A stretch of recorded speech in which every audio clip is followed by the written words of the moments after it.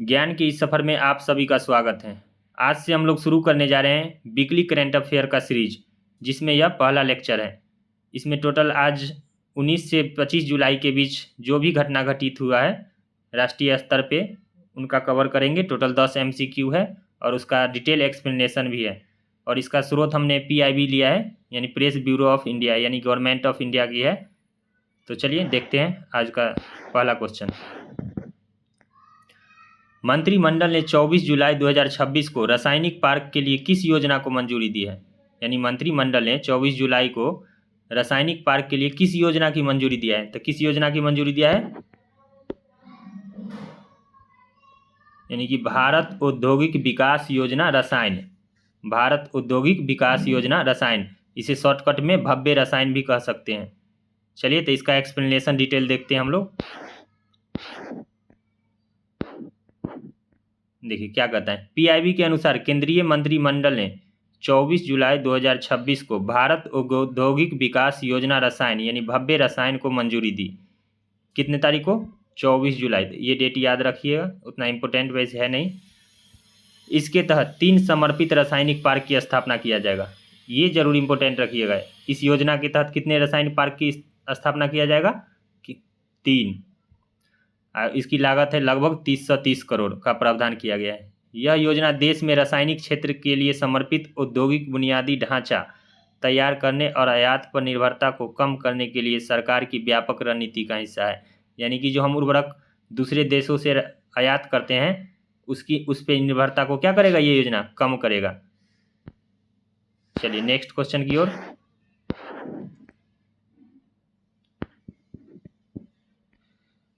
DRDO ने किस प्रयोगशाला ने 22 जुलाई 2026 को भारत का पहला स्वदेशी एक्सपेंडेबल टर्बोजेट इंजन प्रदान किया है? यानी DRDO की किस प्रयोगशाला ने?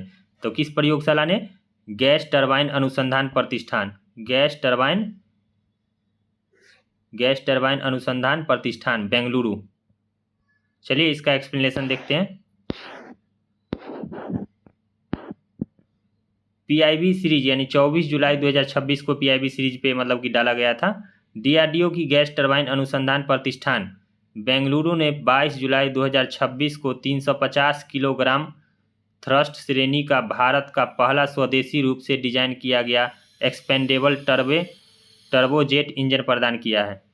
यह engine cruise missile, target drone और लाइटिंग म्यूनिशन जैसे सिंगल यूज एरोस्पेस प्लेटफॉर्म के लिए बनाया गया है। GTRE भारत के कावेरी फाइटर इंजन कार्यक्रम का भी संचालन करता है। GTRA जो है GTRE, यह भारत के कावेरी फाइटर इंजन कार्यक्रम का भी संचालन करता है और यह इंजन आज़ाद इंजीनियरिंग के सहयोग से निर्मित किया गया है।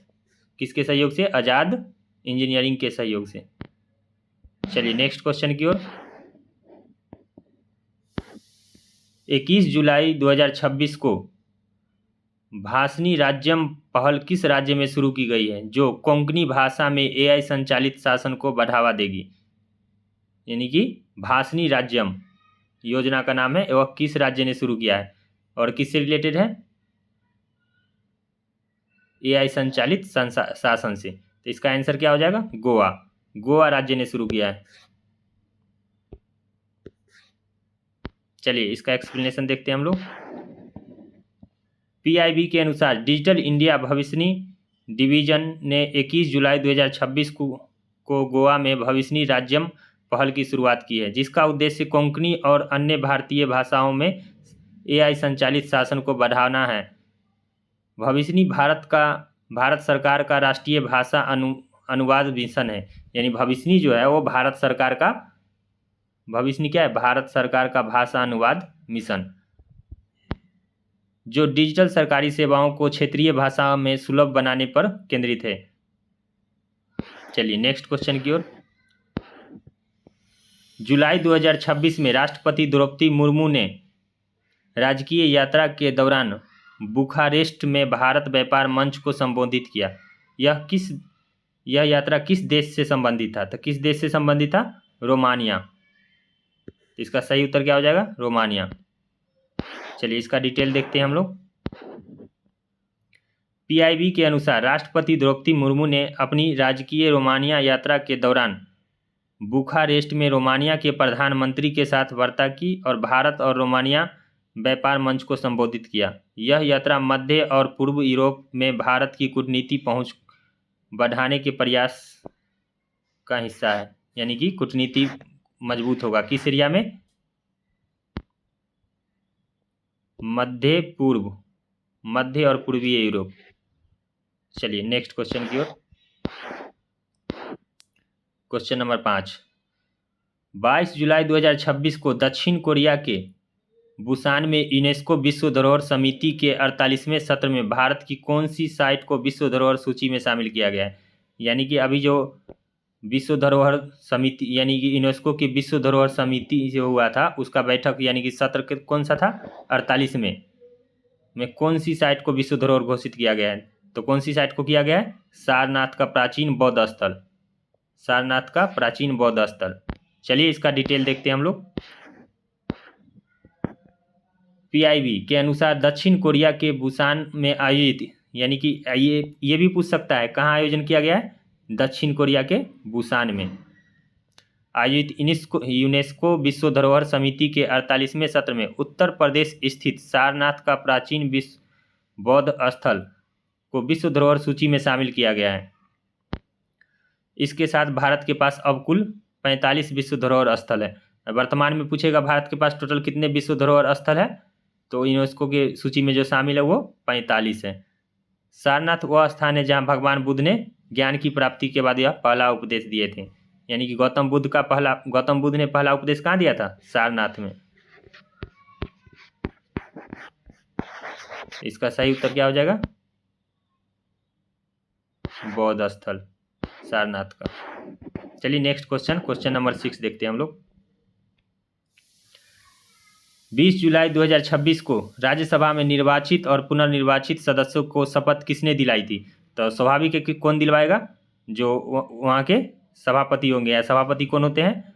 उपराष्ट्रपति ही सभापति होते हैं। तो वर्तमान में उपराष्ट्रपति कौन है? सभापति श्री पी राधाकृष्णन। तो राधाकृष्णन से याद रखिएगा।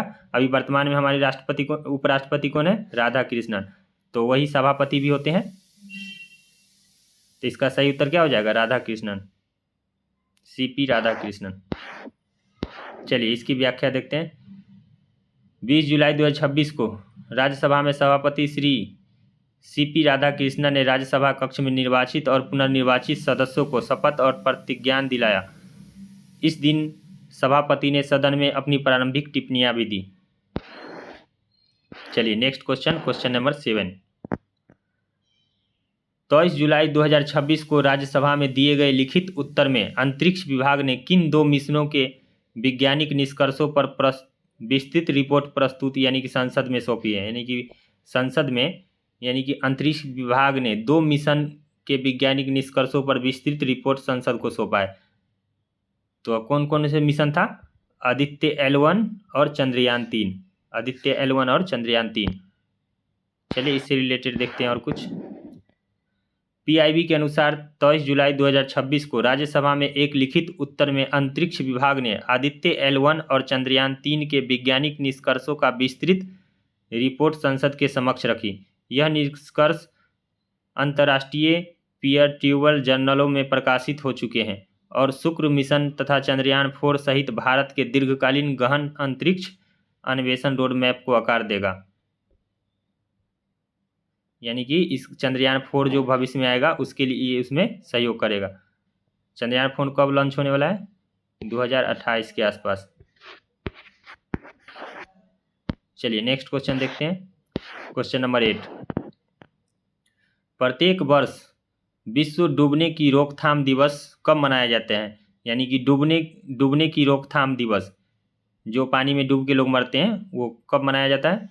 25 जुलाई को। इसका आंसर सही आंसर क्या है? 25 जुलाई। चलिए इसका डिटेल देखते हैं थोड़ा सा।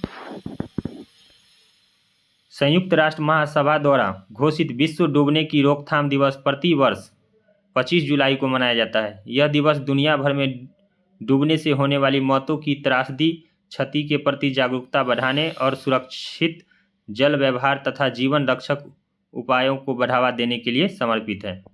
यानी कि जो लोग प्रत्येक साल कितने लोग डूबते हैं पानी में मर के, यानी पानी में डूबने से उनकी मृत्यु हो जाती है। तो उन्हीं में जागरूकता फैलाने के लिए इस दिवस की घोषणा किया गया है। तो चलिए नेक्स्ट क्वेश्चन की ओर। क्वेश्चन नंबर 9,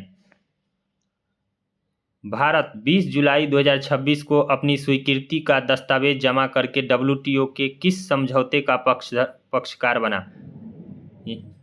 तो किस समझौते को? WTO मत्स्य सब्सिडी समझौता, यानी कि मछलियों पे जो मछलियों की मतलब व्यापारी पे जो सब्सिडी दिया जाता था उसके लिए दस्तावेज सौंप के समझौता का पक्षकार बना। चलिए इसका एक्सप्लेनेशन देखते हैं। PIB के अनुसार भारत ने 20 जुलाई 2026 को अपनी स्वीकृति का दस्तावेज जमा करके विश्व व्यापार संगठन के मत्स्य सब्सिडी समझौते का पक्षधर बनने की प्रक्रिया पूरी की। इस क्रम में भारत की 8वीं व्यापार नीति समीक्षा 21 और 23 जुलाई 2026 को WTO में जिनेवा में निर्धारित की गई है। कहाँ होगा? जिनेवा में। चलिए नेक्स्ट क्वेश्चन की ओर। लास्ट क्वेश्चन है ये 10 नंबर क्वेश्चन। भारत निर्वाचन आयोग यानी कि ECI ने, इलेक्शन कमीशन ऑफ इंडिया ने अपना पहला अखिल भारतीय मीडिया सम्मेलन 2026 किस संस्थान में आयोजित किया गया है? तो कहाँ किया गया है? भारतीय अंतर्राष्ट्रीय लोकतंत्र एवं निर्वाचन प्रबंधन संस्था, नई दिल्ली। तो कहाँ किया गया है? भारतीय अंतर्राष्ट्रीय लोकतंत्र एवं निर्वाचन प्रबंधन संस्था, नई दिल्ली, IIIDEM। चलिए इसका डिटेल देखते हैं क्या है इससे रिलेटेड। PIB के अनुसार भारत निर्वाचन आयोग ने पहला अखिल भारतीय मीडिया सम्मेलन 2026 भारतीय अंतर्राष्ट्रीय लोकतंत्र एवं निर्वाचन प्रबंधन संस्था, नई दिल्ली में आयोजित किया। मुख्य चुनाव आयुक्त श्री ज्ञानेश कुमार ने, यानी वर्तमान में मुख्य चुनाव आयुक्त को भी याद रखिएगा, ज्ञानेश कुमार ने बताया कि भारत की मतदाता सूची में लगभग 95 करोड़ मतदाता शामिल है। वर्तमान में भारत के पास मतदाता सूची में टोटल कितने लोग शामिल हैं? 95 करोड़, बहुत ज़्यादा होता है। जिसे विशेष गहन परीक्षण यानी कि SIR के माध्यम से, जो वर्तमान में जिस पे अभी विवाद चल रहा है, वो SIR के माध्यम से निरंतर स्थापित किया जाता है। आयोग ने जनवरी 2026 में लॉन्च किए गए एकीकृत डिजिटल पोर्टल ACNet को भी रेखांकित किया है। तो चलिए समाप्त हुआ हमारी क्वेश्चन। धन्यवाद, मिलते हैं नेक्स्ट वीडियो में। अगर वीडियो आप लोगों को अच्छा लग रहा है तो इसको सब्सक्राइब और शेयर और लाइक कीजिए। धन्यवाद।